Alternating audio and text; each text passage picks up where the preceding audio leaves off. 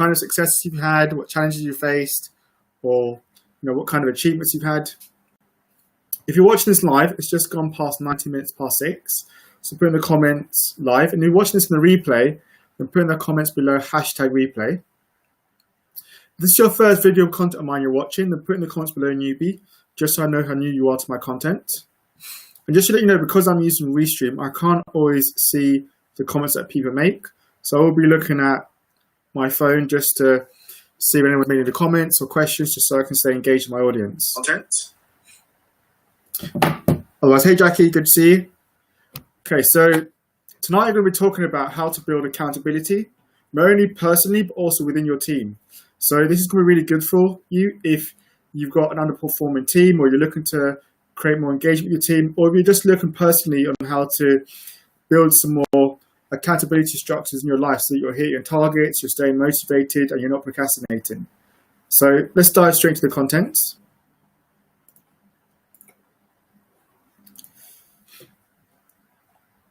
So I'm going to tell you about one of my clients named Amanda. Now, Amanda was struggling with holding herself accountable. She'd often fall into habits of procrastination, becoming distracted, allowing herself to, lose focus on what she was working on. And especially like in the environment, because she worked in a very sales-driven environment where you had to meet certain targets and, there's a certain requirement expected of you. And so what tended to happen, because she never really stuck to her word or followed up with what she said she was going to do, she often felt overwhelmed in pressured environments. So she'd sometimes meet deadlines. She would sometimes allow her team to get away with slacking off or breaking the rules. She wouldn't follow the rules herself sometimes. And so, there was also this kind of culture within her team where there's a lack of accountability and there's a lack of, anyone who's actually enforcing the rules. And so her team sometimes was very fluctuating in terms of like the performance levels. Sometimes they do well, sometimes they do not so well. And so this is obviously an issue because, in Amanda's position, she was obviously required to lead, a very strong sales team and actually hit certain targets. And so, there's a lot of times where she feel under pressure because of her team not performing to the level. And it really had to stem from her because she never had any particular rules that she followed or rules that kept her having integrity. And so she'd also bring those kind of values into her workplace as well. And obviously, because of when you're in that environment, you end up adopting the same values and principles and behaviors that your manager does. So if they're not following the rules, then you're not going to follow the rules either. So, that also translated to her team. And so there were a lot of times where when I was working with her, she'd question her own integrity at times. And she'd actually lost the purpose in terms of understanding what her values were and what she wanted in life. And this led to a lot of times to not achieving the goals set for her. So she often would beat herself up at the end of the year and say, look, I haven't met any of these goals that I set for myself. I'm not being productive or actually working to my full potential. That I know that she knew that she could do more. And she often would have this issue of obviously as well fluctuating in her motivation levels. So with all this, it's obviously led to her making a lot of bad decisions at times, or she'd make decisions very rashly, especially when she was under pressure. She would make decisions based on her emotions and not actually based on anything like looking at the numbers or, actually being rational and thinking, okay, is it the correct decision to make the decision right now? And so obviously that time would often make her lead to do things like, as fall into bad habits, like turn into things like gambling or failing to meet deadlines. And, this had a massive impact, not in her personal life, but also in her business life. So when she came to me, there was a lot of stuff that she wanted to work with and that we had to work around in order to help her, build some accountability structures in her life that would allow her to, meet her goals, that would hold her accountable, and that would allow her to start achieving, high growth levels. So working together with Amanda, one of the things I said to her was she needed to have a code of honor for herself. Now, a code of honor is really crucial because for those of you that don't know what it is, it's basically like it goes beyond rules. So you can have go to any organization and have a set of rules. And the problem is there's a lot of organizations who have rules, but they don't actually follow those rules. They break the rules all the time. So you might have a rule of being punctual, but yet you're allowing maybe 5 or 6 of your employees to turn up whenever they want, so that, or you're turning up late. So, people don't really follow the rules because they don't buy into them, or they weren't actually involved in the process of creating those rules. And especially if you work in a small team, you want to have rules that help govern everyone. So a code of honor is basically like, it governs the internal behavior of your team so that you're led by principles, so that during the emotional times, these principles hold you accountable, and they show you the way how to act, rather than led by emotion. Because if you're led by emotion, it's very likely that you're going to make the wrong decision, you're going to maybe get things wrong, make mistakes, because you don't want to base things on emotion. You want to have like rules that help you govern yourself, and you can have these rules in all different forms of relationships, whether it's your business, your marriage, or individually, or your friendships. So you can see like your marriage could be like the container, and then within that container you have rules. So your rules, for example, in your marriage could be like, you'll always tell each other the truth, you'll always be faithful, you'll always call each other out when the other playing small. And these are the rules that help hold the foundation of the marriage together.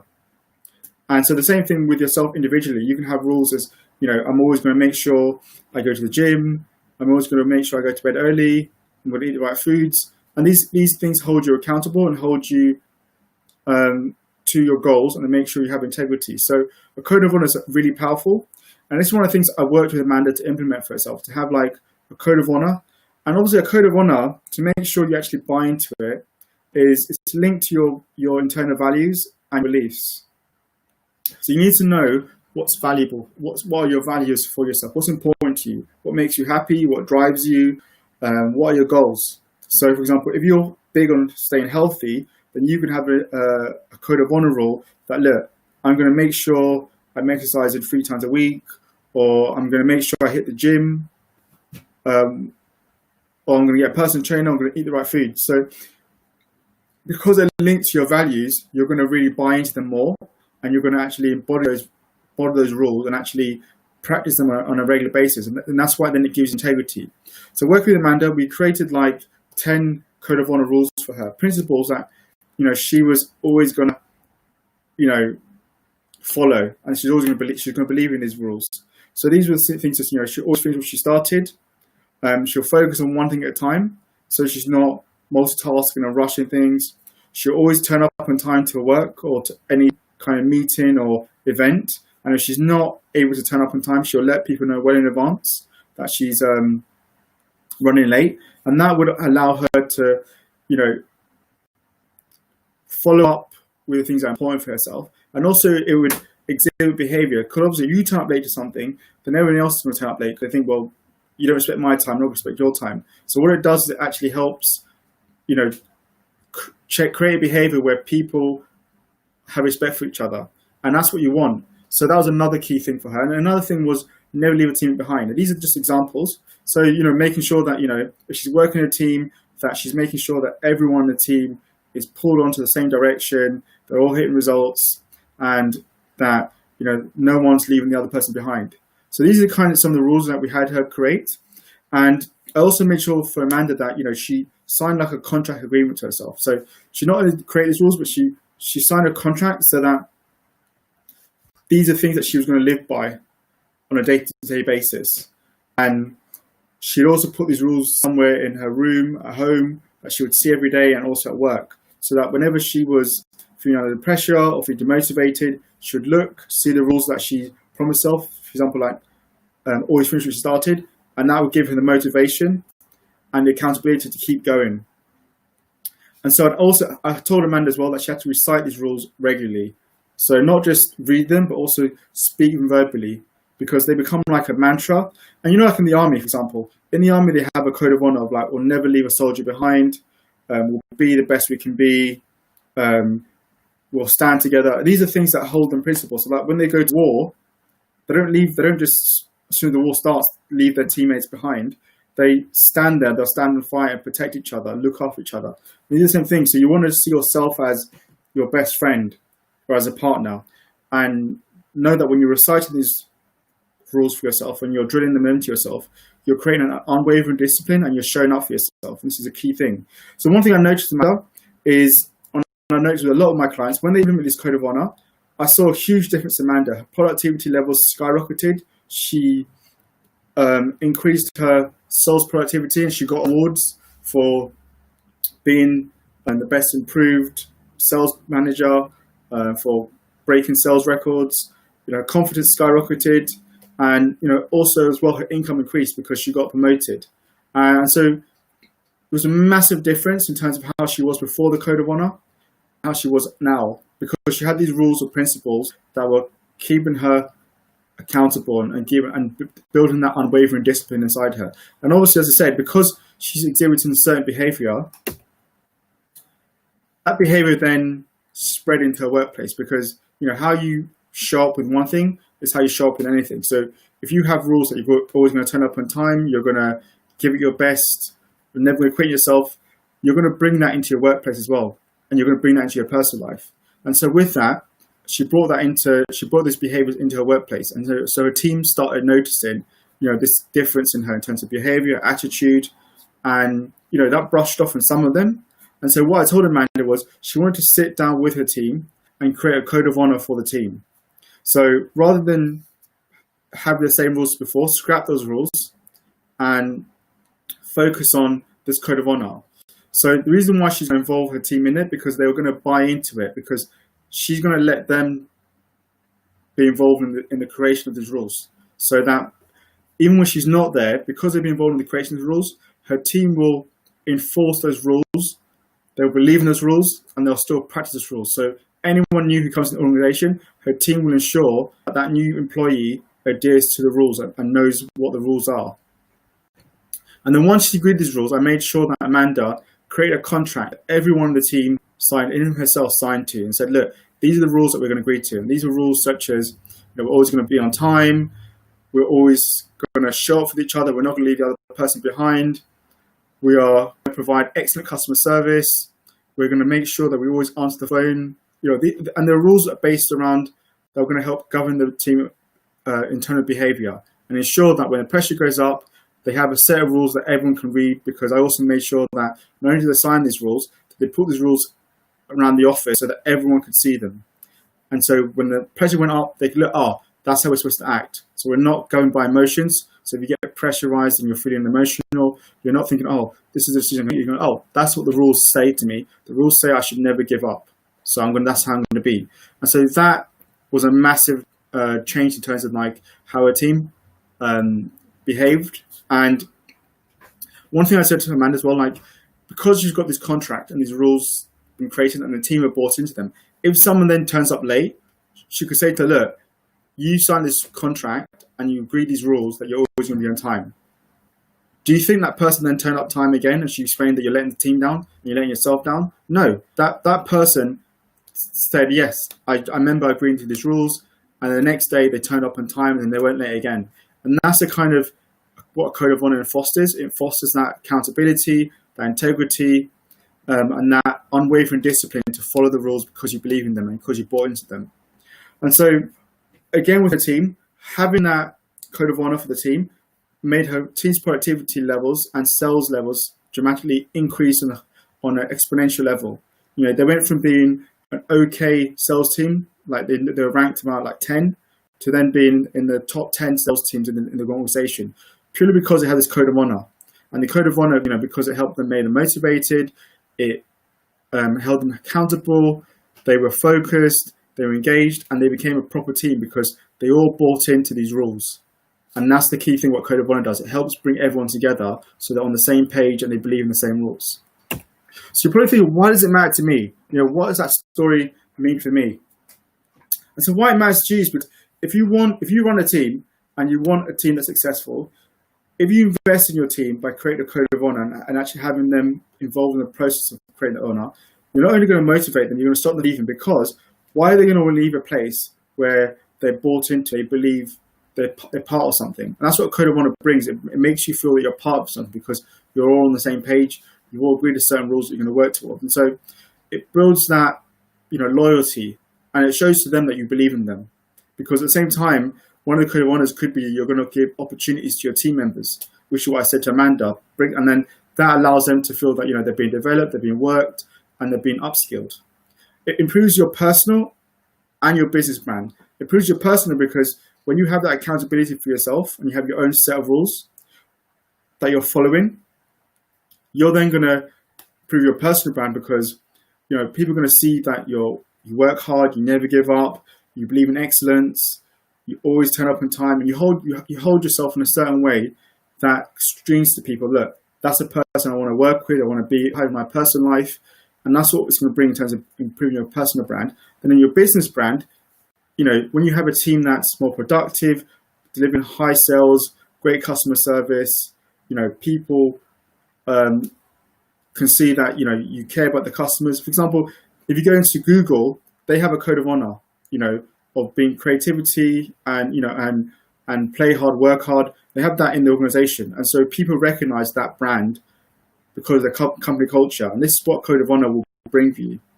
And building on that, it builds a culture of excellence and accountability. So, like, if you make it clear to your staff that, look, we're not going to accept poor customer service. We're not going to accept people turn up late for work or people being unprofessional at work. And we're going to have a culture where, excellence works, or that we are going to turn up on time. Then it builds accountability and it builds, this culture of excellence, which is what you need.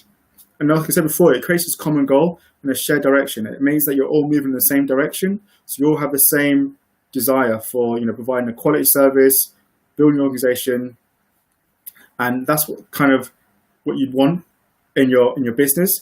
And also you want in your personal life. You want to know that you've got a shared vision that you're working towards. And you have this code of honor that's going to help you stay accountable to your word of meeting that goal.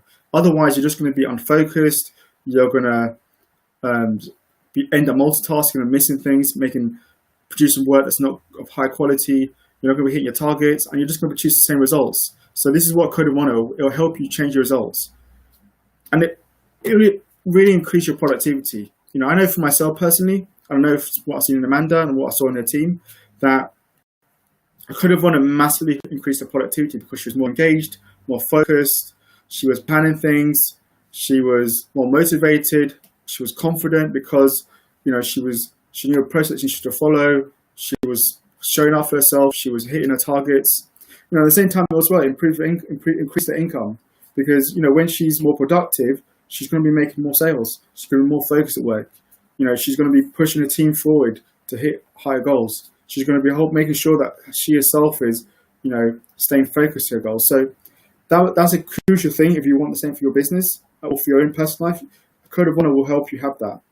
And it also improves your decision making and that of your team, because when you're under pressure, instead of you making decisions based on your emotions, which can be very risky, you're basing it based on a set of principles that you have for yourself personally and for your team. So this is how it's supposed to act in a situation. So if you've got a deadline and you're not making a deadline and you feel like I'm just going to give up, you look at your rule and it says, look, never quit, always finish what you started. That's going to keep you accountable and it's going to make sure you finish the role. Now, if you have, instead you're focusing on your emotion can then kick in and say, actually, we failed this already, so just let it go. And then you're then going to end up, having a big detriment to your business if you're based on emotions. And the same thing with your team. And that's what code of honor will bring to your team. It'll allow you to then know this is how we're supposed to act. And, there's always times we're going to feel pressure, feel stressed, or have to meet certain deadlines. And you want to have rules that you're following. And like I said, again, it enables you to have these principles that ensure you are able to handle pressure in difficult times. And that's what we need. Because like I said, there's going to be pressures externally. There's going to be pressures internally. There's going to be pressures in your personal life, in the business. And you want to be able to handle these situations and not crumble, because the ones who are successful, or whether it's personally or with the team, are the ones who have a code of honor or a set of rules that they really believe in.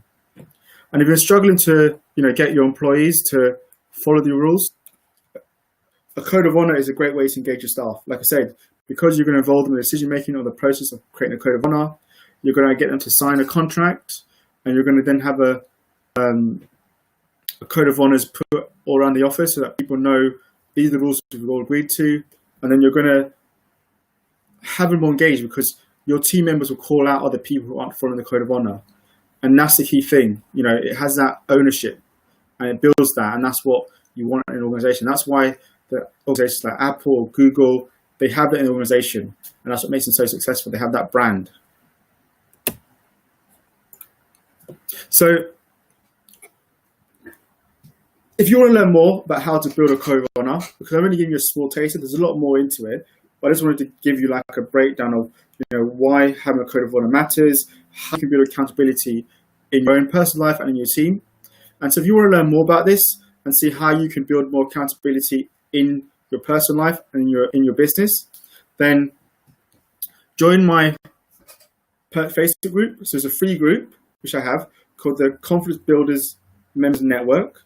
And it's a group that is geared around helping business owners, entrepreneurs, young professionals, not only master their confidence, but create a winning mindset and also grow a business. So if you join that group, it's, like I said, it's totally free. And in that group, I regularly do interviews with other successful people like coaches, authors, influencers, maybe people who are market leaders within their field. I regularly post regular video content in there. I do a weekly live. And on that weekly live, there's sometimes I do Q&As. There's sometimes you can have the chance to be interviewed in the weekly live. So there's lots of content I put in there. And I also run events, personal events and online events. And there's also a group where you can share your own material, whether it's anything that inspires you, that motivates you. And every Monday, I have a thing called Business Monday where you can share your products or services. And the idea is that you do business with other members in the group. And because, again, it's one to help you grow a business. That's what I'm fostering. So any Monday, you have the chance to post your business or services in the group. So the group as well, it's a great way to hold accountable, not only yourself, but other people. And it's a great way for you to, get support from other like-minded people. And so remember the rule that if you hang around other people successful, then you will also adopt their same kind of behaviors, attitudes, which will only increase your chances of being successful yourself. So join my group, the Confidence Builders Members Network on Facebook. Otherwise, if you enjoyed tonight, put in the comments below, top stuff. If you stayed to the end, you're an A player, then put in the comments A player. I want to see my A players, where you're at. I also want you to tell me one thing you can take away from tonight's live that you can implement in your life that will allow you to start seeing different results that you're producing. Now remember, it's an implementation and action taken that you start to see changes. And that's what an A player does. An A player watches a video or reads a book and straight away implements what the book said in their life. You don't want to be a C player who probably joined at the end or doesn't implement anything and just has the same results over and over again. So also, I want you to come back and comment on the video or write in the group of basically, or even contact me by DM, like what you implemented, what results you had, or what challenges you faced. I'd love to know. So I'm also going to be doing another live tomorrow at 6 o'clock, so check that out. Otherwise, thanks everybody for being on tonight's live. Hope you enjoyed it, and I will see you soon. Take care, and bye-bye.